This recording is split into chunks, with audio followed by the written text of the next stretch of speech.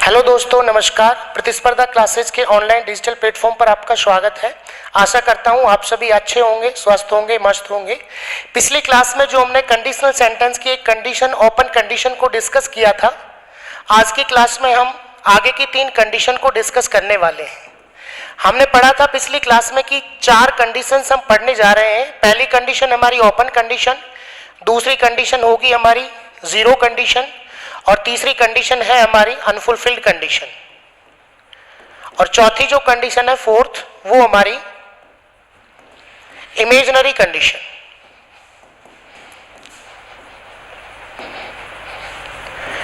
चार कंडीशंस हम पढ़ने जा रहे हैं, जिसमें से पहली कंडीशन ओपन कंडीशन को हमने इससे पिछली वीडियो में कंप्लीट पढ़ लिया था। आज हम डिस्कस करने वाले हैं जीरो कंडीशन, उसके बाद अनफुलफिल्ड कंडीशन, और उसके बाद इमेजिनरी कंडीशन को हम पढ़ने जा रहे हैं। जैसा कि हम पढ़ चुके थे कि जो ये तीनों कंडीशंस होती हैं या चारों कंडीशंस होती हैं, ये 4 कंडीशनल सेंटेंस इनको हम बोल सकते हैं। तो इनमें 2 क्लोजेस का हम डिस्कस कर रहे थे। एक क्लोज जिसको हम सबऑर्डिनेट क्लोज बोलते हैं, और दूसरी क्लोज जिसको हम प्रिंसिपल क्लोज या मेन क्लोज भी बोलते हैं। प्रिंसिपल क्लोज भी बोलते हैं, मेन क्लोज भी बोलते हैं। जैसा कि हम पढ़ चुके हैं कि सभी कंडीशनल सेंटेंस या सभी कंडीशंस में 2 क्लोजेस का पेयर या 2 क्लोजेस का कॉम्बिनेशन होता है। अब हम देखने वाले हैं कि जीरो जो कंडीशन है, पहली कंडीशन ओपन कंडीशन जो हम पढ़ चुके हैं, आज सेकंड कंडीशन जीरो कंडीशन के बारे में हम डिस्कस कर रहे हैं। जीरो कंडीशन में भी 2 क्लोजेस का पेयर होता है, और 2 क्लोजेस सबऑर्डिनेट क्लोज और मेन क्लोज। पहली बात तो हम ये देखते हैं कि जीरो कंडीशन जो है, जीरो कंडीशन बनती कब है, या जीरो कंडीशन जो सेंटेंस है, इनके पेयर्स जो हैं वो क्या चीज दर्शाते हैं, इस चीज को हम जानते हैं। तो जैसा कि हम इसमें देखेंगे कि जीरो कंडीशन में दोनों क्लोजेस तब होती हैं, या जीरो कंडीशंस की दोनों क्लोजेस क्या दर्शाती हैं। यूनिवर्सल ट्रूथ की अगर बात होती हो या नेचुरल ट्रूथ की बात होती हो, यूनिवर्सल ट्रूथ, नेचुरल ट्रूथ, कोई भी साइंटिफिक फैक्ट हो, या कोई फैक्चुअल थिंग हो, या कोई स्टेटमेंट्स वगैरह की बात होती हो, तो वहां पे जीरो कंडीशन, हम जीरो कंडीशन से उन सेंटेंस को लिखते हैं, या जीरो कंडीशन से उन सेंटेंसेस को दर्शाते हैं।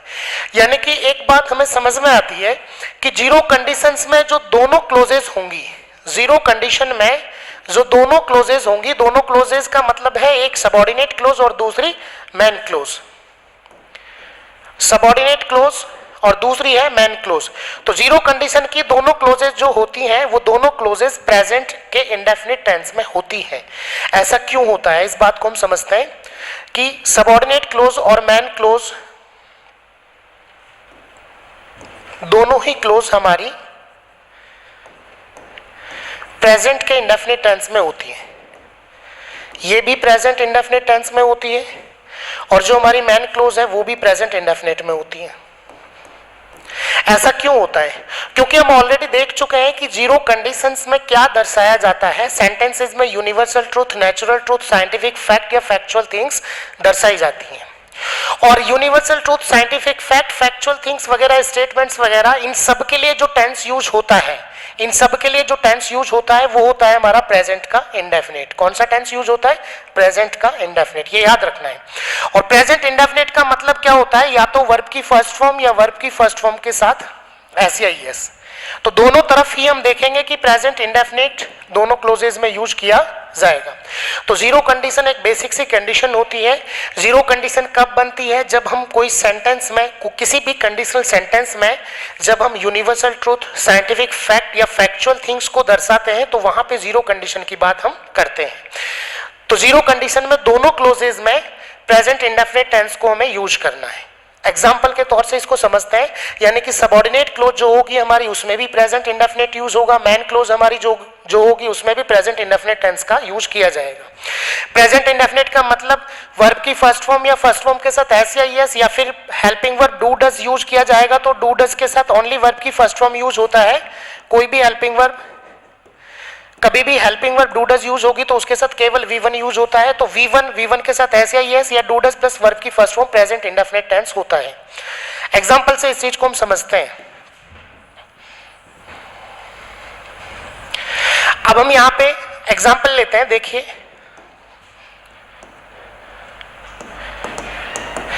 If we heat water it boils. अब ये जीरो कंडीशन का सेंटेंस है और यहां पे हम देखते हैं कि if we heat water, heat verb की फर्स्ट फॉर्म है, यदि हम पानी को गर्म करते हैं इट बॉइल्स, तो वो बॉयल होता है। तो वर्ब की फर्स्ट फॉर्म के साथ SAIS यहां पे यूज हुआ बिकॉज हमारा सब्जेक्ट इट है और इट सब्जेक्ट सिंगुलर, तो वर्ब की फर्स्ट फॉर्म के साथ हमने SAIS यूज कर दिया।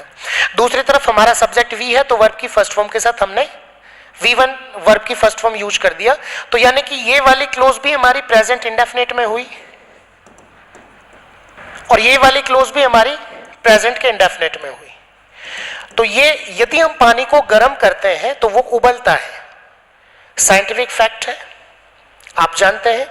तो साइंटिफिक फैक्ट है तो ये कंडीशन बन गई हमारी जीरो कंडीशन और इसमें दोनों क्लोजेस जो है हमारी प्रेजेंट के इंडेफिनिट में है। दूसरा सेंटेंस हम लेके चलते हैं,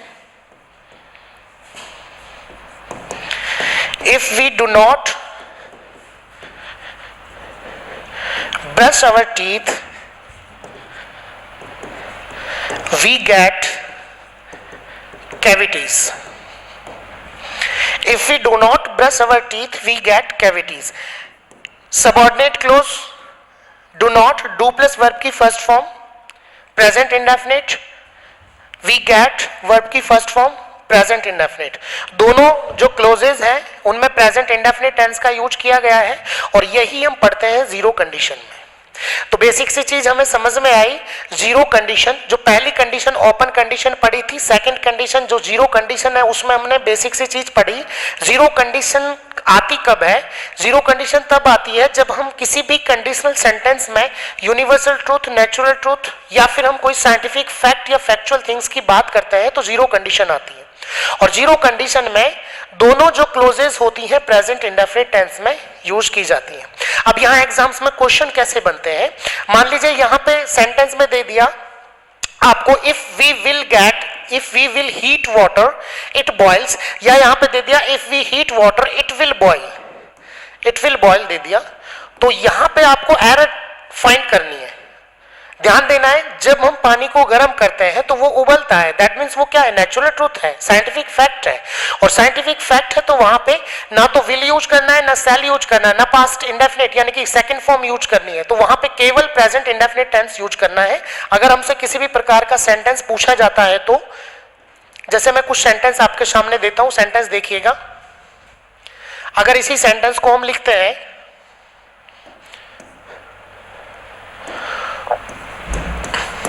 if we heat water it will boil, if we heat water it will boil। इसको A part, B part, C part और D पार्ट, एक आसान सा क्वेश्चन हमारे सामने है। तो इस क्वेश्चन में अगर हमसे एरर पूछा जाए, ग्रामेटिकली एरर किस पार्ट में है, तो हमें एरर फाइंड करना है। एरर हमारा ए पार्ट, बी पार्ट या सी पार्ट में कहीं ना कहीं ग्रामेटिकली एरर होगा। अगर ए पार्ट, बी पार्ट और सी पार्ट में कोई भी एरर नहीं है तो हमारा आंसर आएगा डी पार्ट। अब हम सेंटेंस को पढ़ेंगे, we heat water it will boil. तो ये अगर हम पानी को गर्म करते हैं तो वो उबलेगा, है ना। तो यहाँ पे एरर कहाँ पे है? ये जीरो कंडीशन है और दोनों जो क्लोजेज हैं वो प्रेजेंट में होनी चाहिए। क्यों? क्योंकि ये जो सेंटेंस है ये साइंटिफिक फैक्ट या नेचुरल ट्रुथ को दर्शा रहा है और जब भी कोई सेंटेंस साइंटिफिक फैक्ट या नेचुरल ट्रुथ को दर्शाता है तो वो कंडीशनल सेंटेंस जीरो कंडीशन में आता है या वो जीरो कंडीशनल सेंटेंस बनता है। और जीरो कंडीशन में दोनों क्लोजेज हमारी प्रेजेंट के इंडेफिनिट में होनी चाहिए। तो यहाँ पे जो क्लोज है वी हीट वाटर, ये वर्ब की फर्स्ट फॉर्म प्रेजेंट इंडेफिनिट में है, लेकिन दूसरी वाली जो क्लोज है विल बॉइल, तो ये क्लोज में विल लगा हुआ है जो कि नहीं आना चाहिए, इट के साथ सिर्फ बॉइल्स आना चाहिए। तो सी पार्ट में हमारा आंसर हो जाएगा। ये हो गई आपकी जीरो कंडीशन। जीरो कंडीशन में कुछ नहीं था, बस सिर्फ इतना था कि दोनों क्लोजेस प्रेजेंट इंडेफिनिट में यूज करनी है। और जीरो कंडीशन बनती कब है? जब भी कोई natural truth, universal truth, scientific fact की बात होगी तो जीरो कंडीशन बनती है। अब हम दूसरी कंडीशन पे आते हैं, मतलब नेक्स्ट कंडीशन पे आते हैं, वो हमारी थर्ड कंडीशन है जिसको हम बोलते हैं अनफुलफिल्ड कंडीशन। क्या बोलते हैं? Unfulfilled condition. अनफुलफिल्ड कंडीशन की हम बात करने वाले हैं। अब सबसे पहले तो हम ये देखते हैं कि हर एक कंडीशनल सेंटेंस में दो ही क्लोजेज होती हैं, सबऑर्डिनेट क्लोज और मैन क्लोज। तो ये कंडीशनल सेंटेंस है, इसमें भी दो ही क्लोज होंगी, एक सबऑर्डिनेट क्लोज और दूसरी मैन क्लोज। अनफुलफिल्ड कंडीशन जो है, ये अनफुलफिल्ड जो नाम है ये बना किससे है? इस कंडीशन का जो नाम दिया गया अनफुलफिल्ड कंडीशन, ये नाम बना किससे है? तो हम यहां पे देखने वाले कि अनफुलफिल्ड जो नाम है, full plus fill, full plus fill से बना फुलफिल। और इस फुलफिल की सेकंड फॉर्म यानी कि पास्ट फॉर्म बना दी हमने फुलफिल्ड, पास्ट फॉर्म। और इसका अपोजिट बनाने के लिए इससे पहले लगा दिया अन, तो ये बन गया अनफुलफिल्ड। फुल मतलब पूरा, फिल मतलब होना या भरना, फुल फिल पूरा होना या पूरा भरना, और फुलफिल्ड जो पूरा हो गया हो। अपोजिट बनाया अनफुलफिल्ड, जो पूरा नहीं हुआ हो यानी कि जो अधूरा रह गया हो। तो अनफुलफिल्ड कंडीशन में हम पढ़ने वाले हैं कि ऐसा कोई एक्शन या ऐसा कोई काम या ऐसी कोई क्रिया जो अधूरी रह गई और उसकी शर्त जो थी वो शर्त भी अधूरी रह गई। एक्शन का होना या क्रिया का होना भी अधूरा रह गया पास्ट में, और उसकी जो शर्त थी वो भी अधूरी रह गई। अनफुलफिल्ड कंडीशन, चूंकि इसके नाम से ही हमें पता चलता है कि ये पास्ट की कंडीशन और पास्ट के एक्शन को दर्शाती है, तो हमें ध्यान रखना है कि अनफुलफिल्ड कंडीशन की दोनों जो क्लोजेस होंगी दोनों पास्ट में होनी चाहिए। क्यों होनी चाहिए? अभी हमने देखा क्योंकि इसका नाम ही हमें पास्ट फॉर्म को दर्शाता है। अनफुलफिल्ड यानी कि एक्शन का होना और कंडीशन का होना, ये पास्ट की बात है, अनफुलफिल्ड कंडीशन। तो अनफुलफिल्ड कंडीशन में हम उन्हीं दो क्लोजेस के बारे में बात करेंगे। कौन सी दो क्लोजेस है? सबसे पहले बात करते हैं सबऑर्डिनेट क्लोज,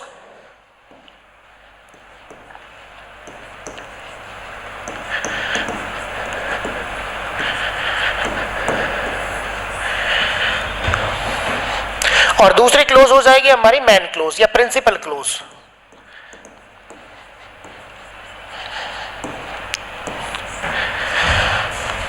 अब सबऑर्डिनेट क्लोज और प्रिंसिपल क्लोज का जो पेयर है या जो कॉम्बिनेशन है वो कैसे बनेगा, इस चीज को हम देखने जा रहे हैं। जब हम बात करते हैं कि जो प्रिंसिपल क्लोज है या जो मैन क्लोज है और जो सबऑर्डिनेट क्लोज है, अनफुलफिल्ड कंडीशन में इन दोनों क्लोजेस का कॉम्बिनेशन कैसे बनता है। सबसे पहला जो इनका पेयर है, सबसे पहला जो कॉम्बिनेशन है, तो ये जो मैन क्लोज है, मैन क्लोज में बेसिकली वुड के साथ वर्ब की फर्स्ट फॉर्म यूज होती है, वुड के साथ वर्ब की फर्स्ट फॉर्म यूज होती है। अब वुड के अलावा अन्य मॉडल्स भी हो सकते हैं, वुड के अलावा वुड, शुड, कुड या might. Would, should, could, might, इनमें से कोई सा भी मॉडल हो और उसके साथ वर्ब की फर्स्ट फॉर्म यूज हो। वुड, शुड, कुड, माइट कोई सा भी मॉडल हो और उसके साथ वर्ब की फर्स्ट फॉर्म यूज हो, तो उसके साथ वाली जो सबऑर्डिनेट क्लोज है उसमें पास्ट इंडेफिनिट यूज होता है। क्या यूज किया जाता है? Past indefinite. पास्ट इंडेफिनिट में वर्ब की सेकंड फॉर्म भी हो सकती है, डिड प्लस वर्ब की फर्स्ट फॉर्म भी हो सकती है। पास्ट इंडेफिनिट में वर्ब मैन वर्ब के रूप में भी हो सकता है और हैड मैन वर्ब के रूप में भी हो सकता है। फिलहाल हम बात कर रहे हैं कि ये जो पास्ट इंडेफिनिट है हमारा, ये सबऑर्डिनेट क्लोज में यूज होता है। कब? जब प्रिंसिपल क्लोज यानी कि मेन क्लोज में would, should, could plus verb की फर्स्ट फॉर्म यूज हो, यानी कि बेसिकली तो वुड प्लस V1 यूज किया जाता है।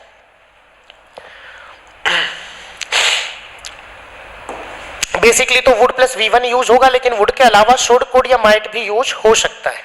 ठीक है, तो एक तो पेयर बन गया हमारा अनफुलफिल्ड कंडीशन में कि अगर प्रिंसिपल क्लोज या मैन क्लोज में वुड के साथ वर्ब की फर्स्ट फॉर्म यूज की जाए, या वुड के अलावा शुड, कुड, माइट मॉडल भी हो सकते हैं, उनके साथ वर्ब की फर्स्ट फॉर्म यूज हो, तो उसके साथ सबऑर्डिनेट क्लोज में क्या होना चाहिए? तो उसके साथ वाली सबऑर्डिनेट क्लोज में टेंस होना चाहिए पास्ट इंडेफिनिट। क्या होना चाहिए? Past indefinite. अब इसके कुछ एग्जांपल्स लेते हैं।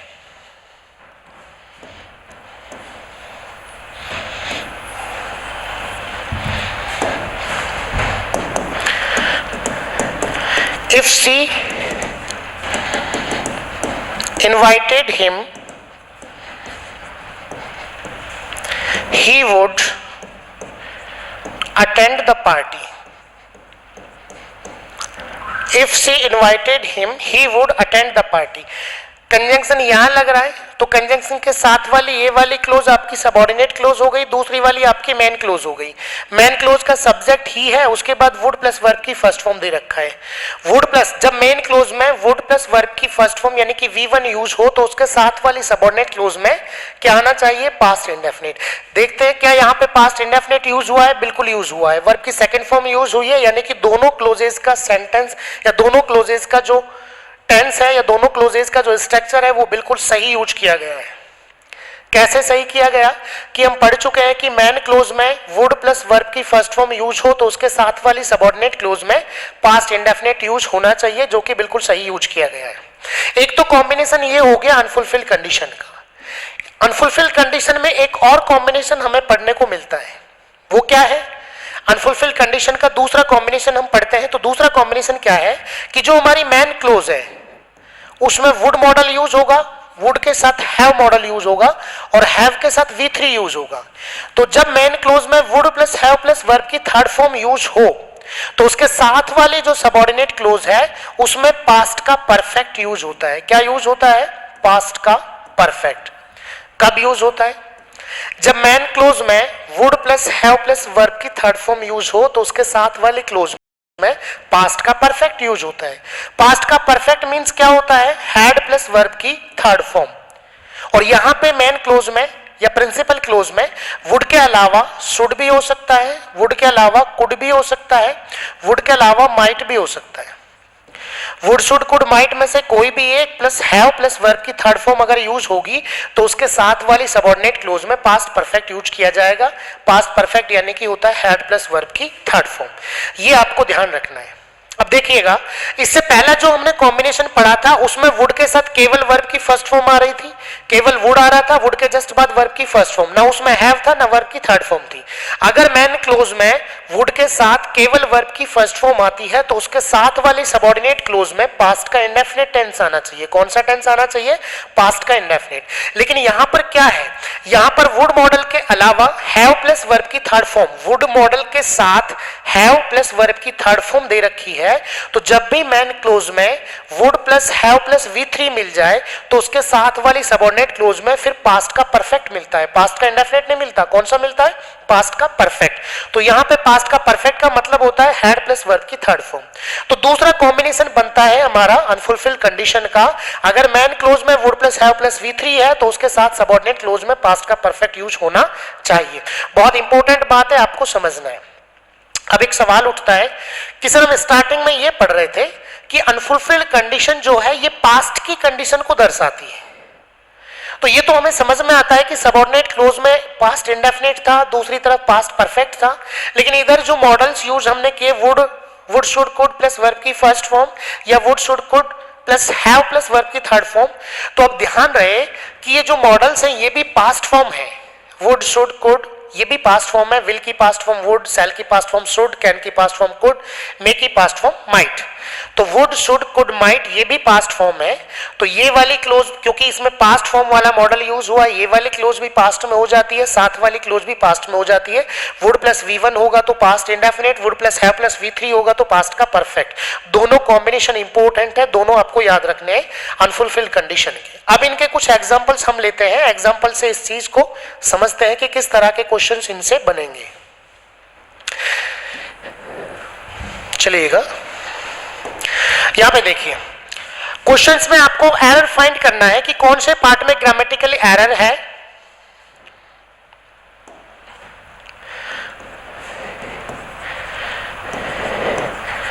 He would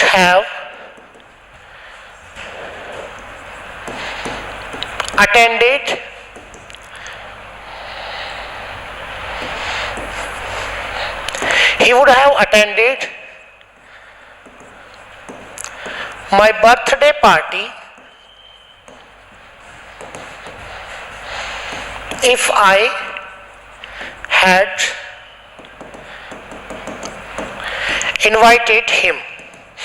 यहां पे देखिएगा सबऑर्डिनेट क्लोज कौन सी है, मैन क्लोज कौन सी है? सबऑर्डिनेट क्लोज इसके साथ कंजंक्शन लगा है, बाकी दूसरी वाली क्लोज मैन क्लोज है। अब हम देखते हैं कि सबऑर्डिनेट क्लोज में क्या दिया गया है और मैन क्लोज में क्या दिया गया है। मैन क्लोज में है आपके सामने would plus have plus verb की third form attended. Would plus have plus verb की थर्ड फॉर्म जब मैन क्लोज में दी गई है तो उसके साथ वाले सबऑर्डिनेट क्लोज में क्या दिया गया है?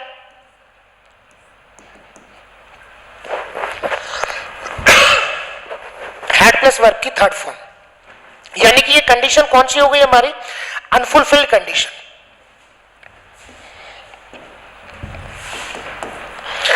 दूसरा क्वेश्चन देखते हैं।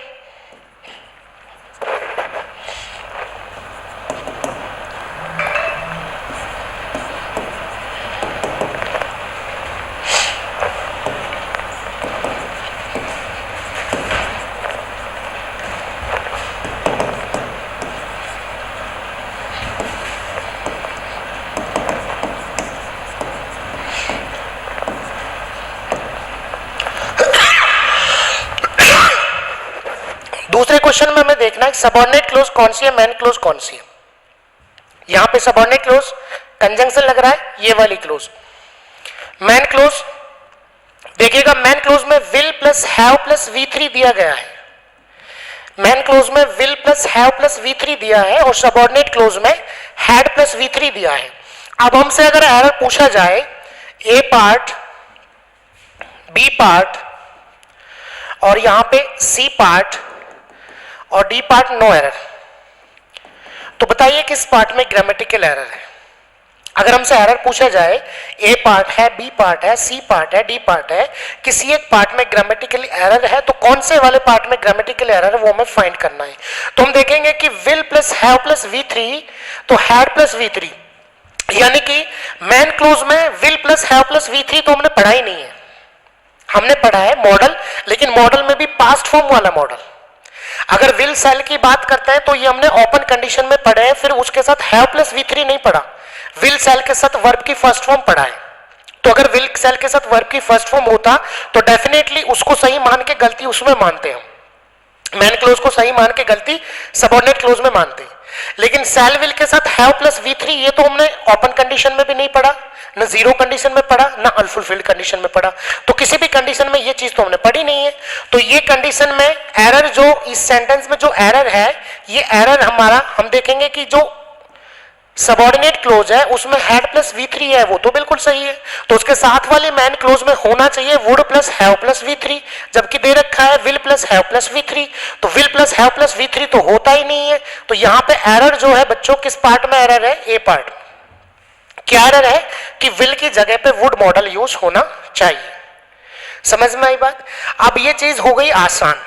अब हम थोड़ा सा क्वेश्चन को चेंज करके लेते हैं और क्वेश्चन का टाइप चेंज करते हैं तो हम समझते हैं उसमें कि कहां हम फंस सकते हैं क्वेश्चन में।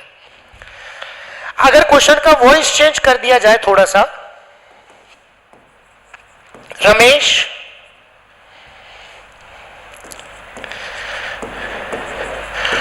would have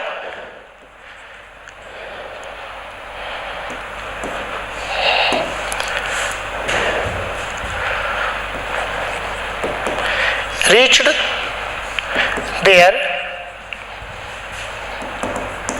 if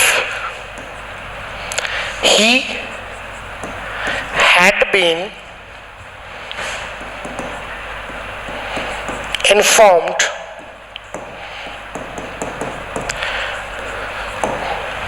Ramesh would have A part reached there if B part he had been informed। Sentence वही है, स्ट्रक्चर वही है, कंडीशन वही है, बस थोड़ा सा जो चेंज हुआ है वो कहां हुआ है कि जो सबऑर्डिनेट क्लोज का स्ट्रक्चर है उसको हमने पैसिव फॉर्म में लिख दिया। उसको हमने पैसिव फॉर्म में लिख दिया, हैड प्लस V3 की जगह had plus been plus V3 use कर लिया। और जब भी हम पास्ट परफेक्ट का जो पास्ट परफेक्ट टेंस होता है उसमें होता है हैड प्लस वर्ब की थर्ड फॉर्म।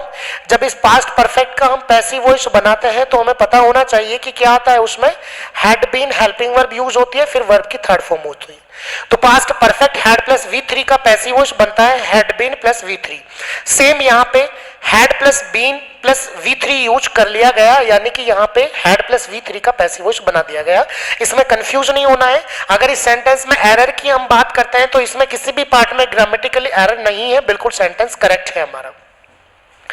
कुछ बच्चे कंफ्यूज होते हैं थोड़ा सा, इसलिए मैंने इस प्रकार के एग्जांपल्स को आपके सामने दिखाया कि एक क्लोज हो सकता है पैसिव वॉइस में यूज कर दी जाए और दूसरी क्लोज हो सकता है एक्टिव वॉइस में यूज कर दी जाए, तो उसमें हमें कंफ्यूज नहीं होना है। सेकंड सेंटेंस लेके देखते हैं, अगला sentence.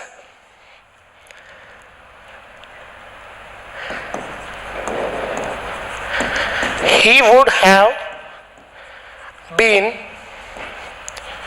learnt all these lessons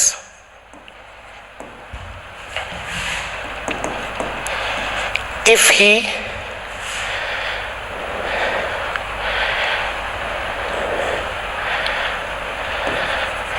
had known about the final exams.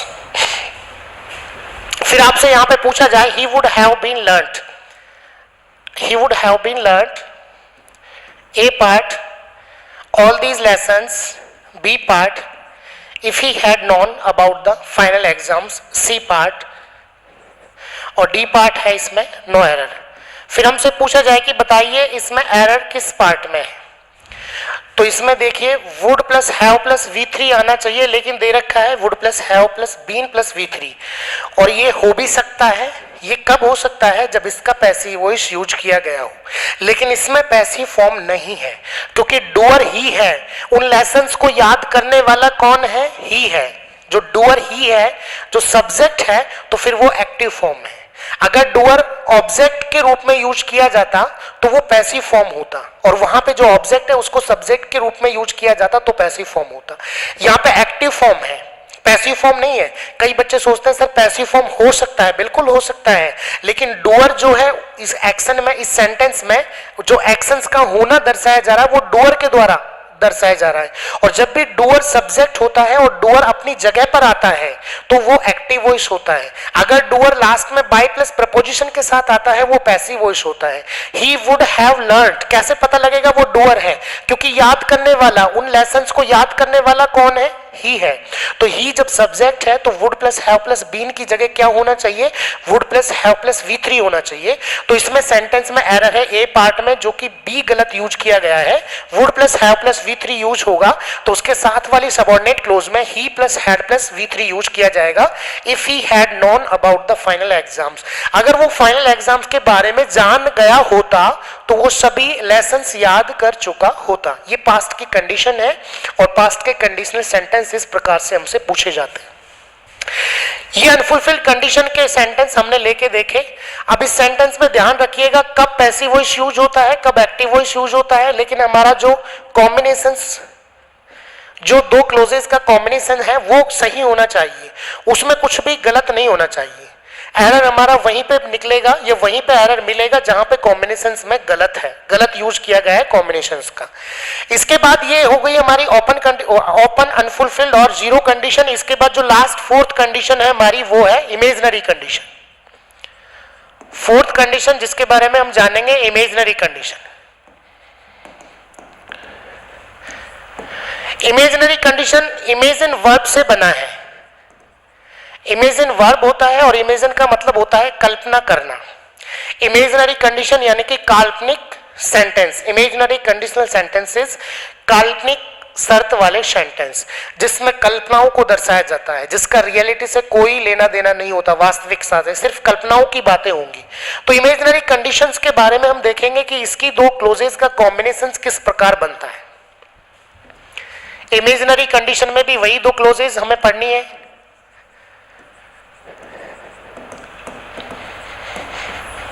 Subordinate close और मेन क्लोज।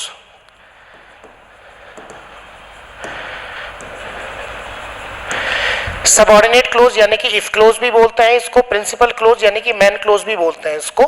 तो इसमें प्रिंसिपल क्लोज और सबऑर्डिनेट क्लोज का पेयर या कॉम्बिनेशन कैसे बनेगा वो स्ट्रक्चर्स को हम जानते हैं।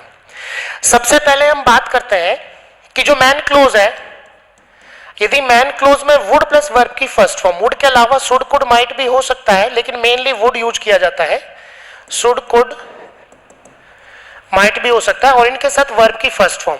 तो वुड प्लस वर्ब की first form mainly would use होता है बेसिकली। तो वुड प्लस वर्ब की फर्स्ट फॉर्म अगर सबऑर्डिनेट क्लोज में या सॉरी मेन क्लोज में या प्रिंसिपल क्लोज में दी गई है तो उसके साथ वाली सबऑर्डिनेट क्लोज में क्या आना चाहिए? उसके साथ वाली सबऑर्डिनेट क्लोज में आना चाहिए पास्ट इंडेफिनिट, और पास्ट इंडेफिनिट की प्लूरल फॉर्म आनी चाहिए। अब देखिएगा, कंफ्यूज नहीं होना है बिल्कुल भी। थोड़ी देर पहले हमने जिक्र किया था अनफुलफिल्ड कंडीशन का। अनफुलफिल्ड कंडीशन में भी जो पहला कॉम्बिनेशन हमने पढ़ा था वो भी यही पढ़ा था कि वुड के साथ वर्ब की फर्स्ट फॉर्म यूज हो या वुड शुड कुड माइट के साथ वर्ब की फर्स्ट फॉर्म यूज हो तो उसके साथ वाली क्लोज में पास्ट इंडेफिनिट यूज होता है। पास्ट इंडेफिनिट में लेकिन वहां हमने पढ़ा था वर्ब की सेकंड फॉर्म यूज होती है या डिड प्लस वर्ब की फर्स्ट फॉर्म यूज होती है। वर्ब भी यूज हो सकता है, वर्ब भी पास्ट इंडेफिनिट का होता है और हैड भी पास्ट इंडेफिनिट का, अगर वर और हैड को मैन वर्ब के रूप में यूज किया जाए तब। क्योंकि वाजवर हेल्पिंग वर्ब कब होंगे? जब उनके साथ मैन वर्ब होगी, और वाजवर जब हेल्पिंग वर्ब होंगे तो वो पास्ट के कॉन्टिन्यूअस के होंगे। अगर वाजवर के साथ कोई मैन वर्ब नहीं है तो वाजवर खुद मैन वर्ब के रूप में एक्ट करते हैं, और जब वो मैन वर्ब के रूप में काम करते हैं तो वो टेंस होता है पास्ट का इंडेफिनिट। सेम ऐसा ही होता है इजेमार के साथ। इजेमार हेल्पिंग वर्ब कब होता है? जब इजेमार के साथ कोई मैन वर्ब यूज किया जाएगा तो इजेमार हेल्पिंग वर्ब है, और जब ये हेल्पिंग वर्ब है तो प्रेजेंट के कॉन्टिन्यूअस टेंस के हैं। अगर इजेमार के साथ कोई मैन वर्ब यूज नहीं किया गया तो इजेमार खुद मैन वर्ब के रूप में काम करेंगे, और जब भी इजेमार खुद मैन वर्ब के रूप में काम करेंगे तो इनका टेंस हो जाएगा प्रेजेंट का इंडेफिनिट। सेम ऐसे ही हैज हैव के साथ होता है। हैज हैव के साथ कोई मैन वर्ब यूज है तो हैज हैव हेल्पिंग वर्ब है, और जब हेल्पिंग वर्ब है तो प्रेजेंट के परफेक्ट टेंस की हेल्पिंग वर्ब है। हैज हैव के साथ अगर कोई मैन वर्ब यूज नहीं किया गया है तो हैज हैव खुद मैन वर्ब के रूप में काम करते हैं, और जब ये खुद मैन वर्ब के रूप में काम करते हैं तो इनका टेंस होता है प्रेजेंट का इंडेफिनिट। ठीक है, तो यहां पे पास्ट इंडेफिनिट टेंस होगा, लेकिन पास्ट इंडेफिनिट की प्लूरल फॉर्म होगी, यानी कि वर या हैड मैन वर्ब के रूप में। बेसिकली वर होता है, हैड भी हो सकता है, वर और हैड मैन वर्ब के रूप में। अब यहां ध्यान देना है कि कंडीशनल सेंटेंस में जब भी वर आएगा, कंडीशनल सेंटेंस में जब भी वर या हैड मैन वर्ब के रूप में आएंगे तो ये सभी सब्जेक्ट के साथ यूज होते हैं, विद ऑल सब्जेक्ट। यानी कि ऐसा नहीं है कि अगर सब्जेक्ट हमारा सिंगुलर है तो वर की जगह वाज नहीं आएगा, सिर्फ वर का यूज होता है। कंडीशनल सेंटेंस में केवल वर का ही रोल रहता है, वाज का कोई कंसेप्ट नहीं रहता।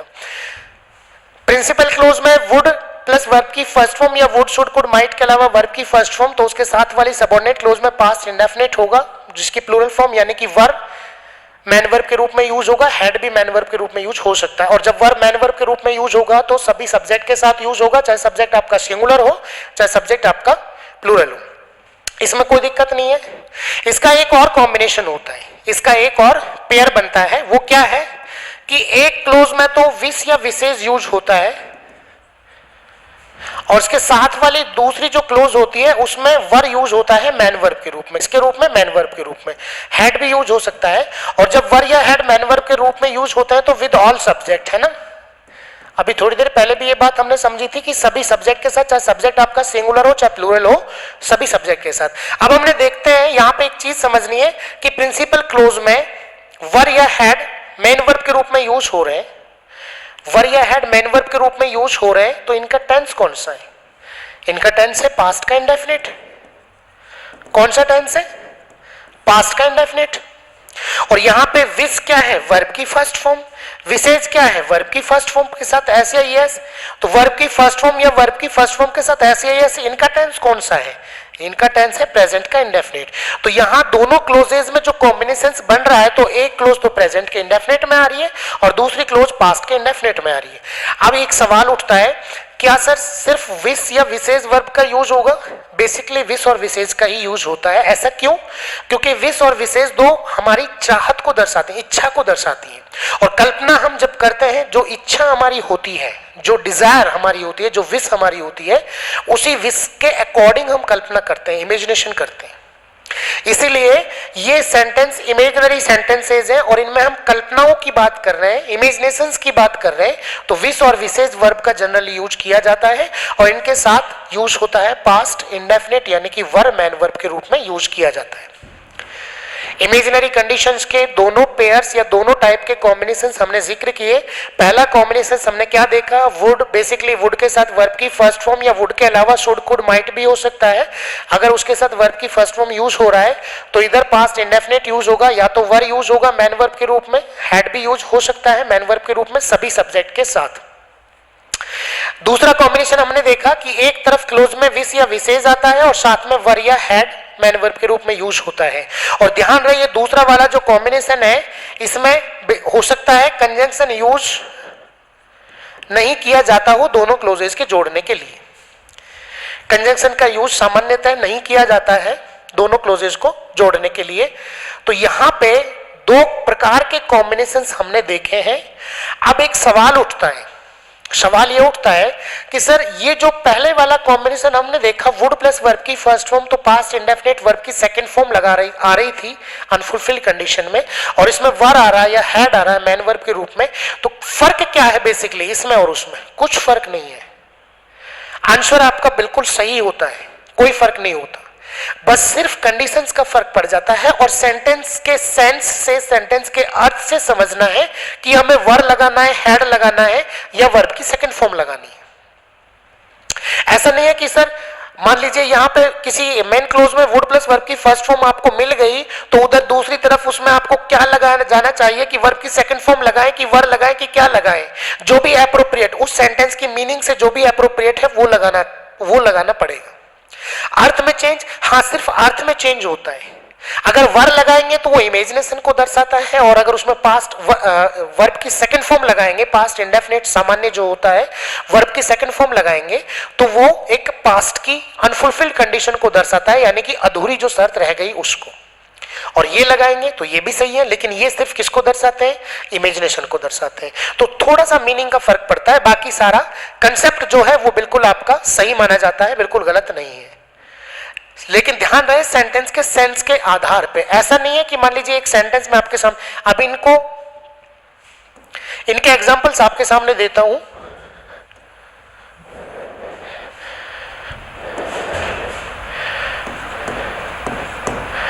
If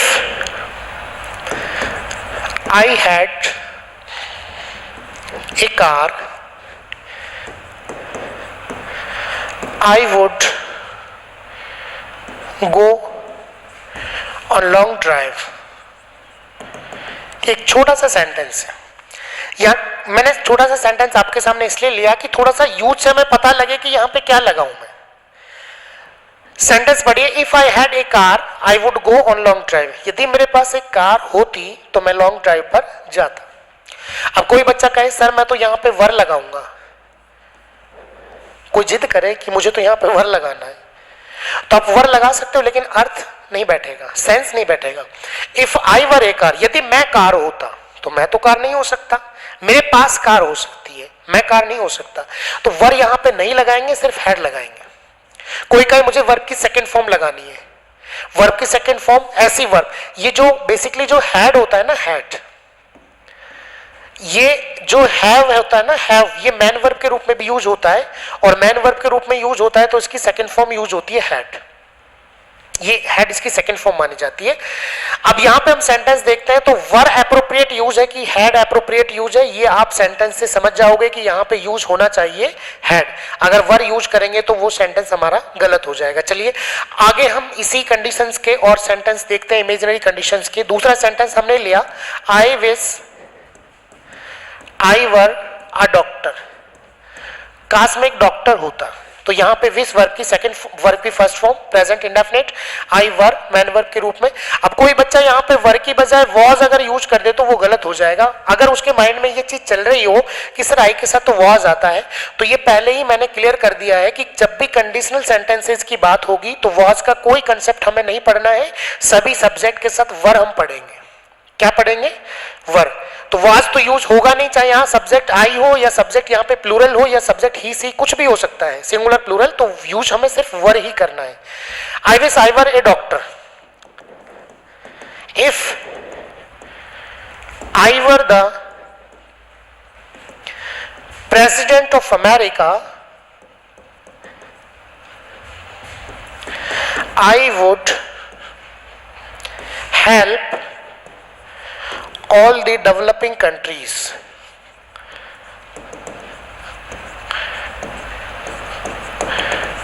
सेंटेंस है हमारा, if I were the president of America I would help all the developing countries. यदि मैं अमेरिका का प्रेसिडेंट होता तो मैं सभी डेवलपिंग कंट्रीज यानी कि विकासशील देशों की मदद करता। इमेजिनेशन है मेरी, मुझे पता है कि ना मैं अमेरिका का प्रेसिडेंट हो सकता और ना मैं उन डेवलपिंग या विकासशील देशों की मदद कर सकता, तो ये इमेजिनरी कंडीशन को दर्शा रहा है। इफ, अब यहाँ पे भी आई सब्जेक्ट के साथ वर यूज करना है। If I were the president of America, जो मेन क्लोज है उसमें वुड प्लस वर्ब की फर्स्ट फॉर्म यूज की गई है, साथ वाली क्लोज में वर यूज किया गया है मैन वर्ब के रूप में। If I were the president of America I would help all the developing countries. इस प्रकार के सेंटेंसेस हमें देखने को मिलते हैं इमेजिनरी कंडीशन में।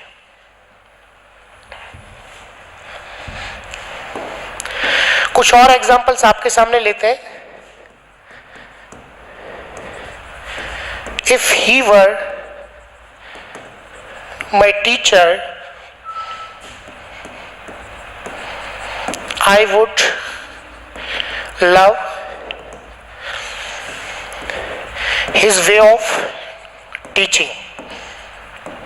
मैन क्लोज में देखते हैं, would love, I would love if he were my teacher. Were man verb के रूप में यूज किया, सब्जेक्ट आपका सिंगुलर प्लूरल कुछ भी हो सभी के साथ वर आएगा क्योंकि कंडीशनल सेंटेंस है। If he were my teacher I would love his way of teaching. ये बात समझ में आई? चलिए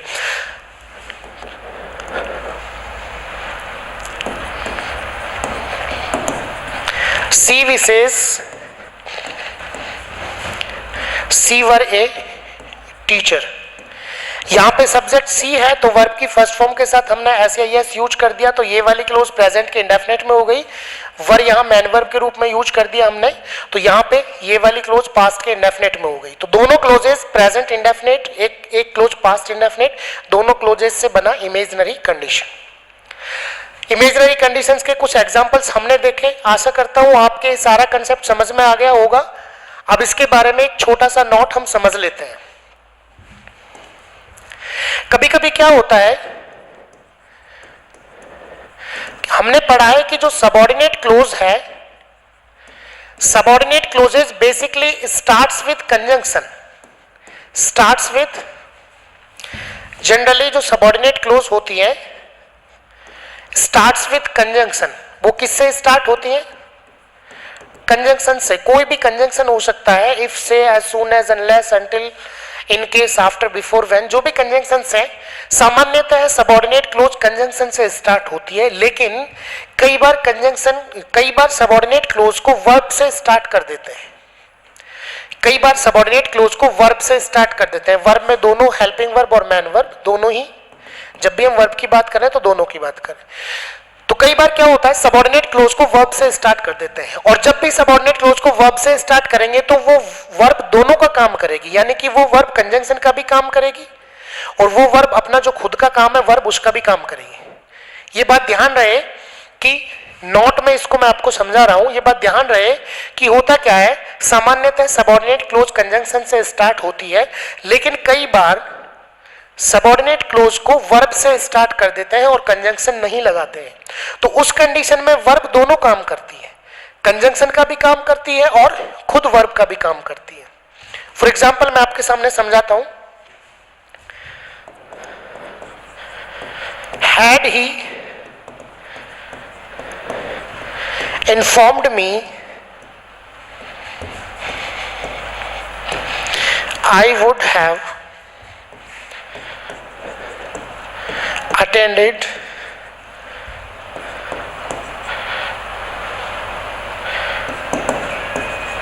the seminar। सेंटेंस क्या है? Had he informed me I would have attended the seminar। Main clause देखते हैं, हमारी main clause would plus have plus verb की थर्ड फॉर्म। जब हमारी मैन क्लोज में would plus have plus verb की थर्ड फॉर्म है तो सबऑर्डिनेट क्लोज में क्या होना चाहिए? हैड प्लस वर्ब की third form. Had plus verb की third form. Had he informed me I would have attended the seminar. अब यहाँ पे इस सबऑर्डिनेट क्लोज को हैड से स्टार्ट कर दिया, लेकिन इसका मीनिंग वही हो रहा है जो इफ ही हैड इन्फॉर्म्ड मी का मीनिंग था।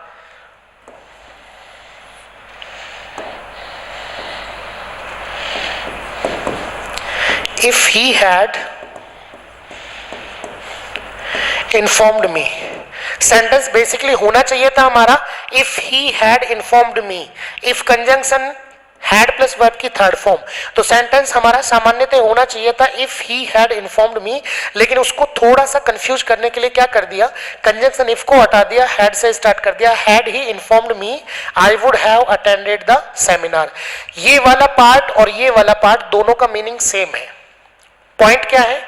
सबऑर्डिनेट क्लोज सामान्यतः स्टार्ट होनी चाहिए कंजंक्शन से, लेकिन उसको थोड़ा सा चेंज करने के लिए, थोड़ा सा कंफ्यूज करने के लिए स्टार्ट कर दिया वर्ब से, और वर्ब से स्टार्ट हो रहा है। जब हैड से स्टार्ट हो रहा है, हैड वर्ब है, तो वो हैड दोनों का काम कर रहा है। हैड इफ का भी काम कर रहा है और हैड जो खुद हैड है उसका भी काम कर रहा है। हैड इस कंडीशन में दोनों का काम कर रहा है।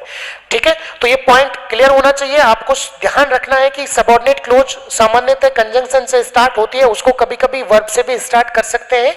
उस कंडीशन में वर्ब दोनों काम करता है, कंजंक्शन का भी काम करता है वर्ब, और खुद वर्ब का भी काम करता है। क्लियर हुआ?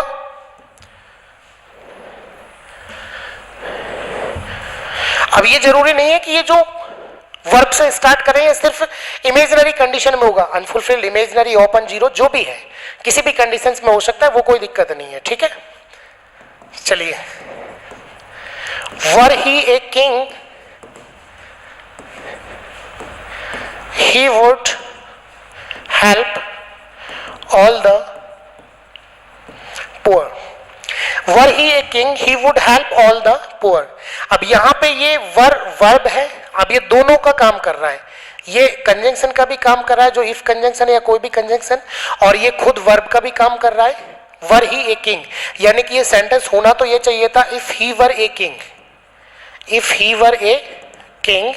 बाकी जो सेंटेंस है if he were a king, इसमें इफ कंजंक्शन को नहीं लगाया। वो इसलिए नहीं लगाया क्योंकि यहाँ पे वर से स्टार्ट कर दिया, और जब वर्ब है तो वर्ब से स्टार्ट हो गया, तो वो वर्ब का भी काम कर रहा है और वो इफ कंजंक्शन का भी काम कर रहा है, दोनों का काम कर रहा है। इस कंडीशन में कंजंक्शन लगाने की जरूरत नहीं है क्योंकि उसको वर्ब से स्टार्ट कर दिया। Were he a king he would help, would plus V1 main clause में सबऑर्डिनेट में वर मैन वर्ब के रूप में दिया गया है। तो ये कंडीशन आपकी जो इमेजिनरी कंडीशंस है या अनफुलफिल्ड है या जो भी कंडीशनल सेंटेंसेस हमने पढ़े हैं उनमें इस कंसेप्ट को याद रखना है कि सबऑर्डिनेट क्लोज को वर्ब से भी स्टार्ट कर सकते हैं, और अगर सबऑर्डिनेट क्लोज को वर्ब से स्टार्ट करते हैं तो उस कंडीशन में वर्ब दोनों का काम करता है। सबऑर्डिनेट क्लोज को वर्ब से स्टार्ट करेंगे तो वर्ब जो है वर्ब का भी काम करेगा और वर्ब जो है कंजंक्शन का भी काम करेगा। क्लियर हुआ? चलिए, तो कंडीशनल सेंटेंस के हमने चारों कंडीशंस का जिक्र किया। सबसे पहले हमने ओपन कंडीशन को पढ़ा,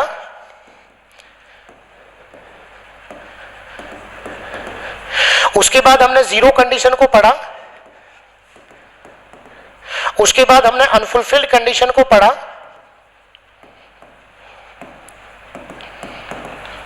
उसके बाद हमने इमेजिनरी कंडीशन को पढ़ा। चारों कंडीशंस में हमने देखा कि चारों कंडीशंस में दो क्लोजेस का कॉम्बिनेशन हमने पढ़े हैं, सबऑर्डिनेट क्लोज का कॉम्बिनेशन और मैन क्लोज का कॉम्बिनेशन। तो दोनों क्लोजेस के कॉम्बिनेशन जो है वो क्या क्या होने चाहिए वो हमने कंडीशनल सेंटेंस में पढ़े। जो टॉपिक हमने कंडीशनल सेंटेंस स्टार्ट किया था, आज चारों कंडीशंस उसकी कंप्लीट हो गई हैं। इसके बाद नई क्लास में जो हम टॉपिक स्टार्ट करेंगे, नया टॉपिक स्टार्ट करेंगे, ये जो टॉपिक है इसके कुछ क्वेश्चंस लेके आएंगे। पहले उन क्वेश्चंस का प्रैक्टिस करेंगे, सॉल्व करेंगे, उन क्वेश्चंस को देखेंगे कि किस किस प्रकार के क्वेश्चंस प्रीवियस ईयर के एग्जाम्स में पूछे गए हैं और किस किस प्रकार के क्वेश्चंस हमसे आगे पूछे जा सकते हैं। ये जो कंडीशनल सेंटेंस टॉपिक है इस पे आधारित जो क्वेश्चंस हैं वो कैसे कैसे हमसे पूछे जाते हैं और उनको सॉल्व कैसे करना है। आपको हमारी क्लासेस अगर पसंद आई हो तो वीडियो को लाइक करें और हमारे चैनल को सब्सक्राइब जरूर करें। Thank you.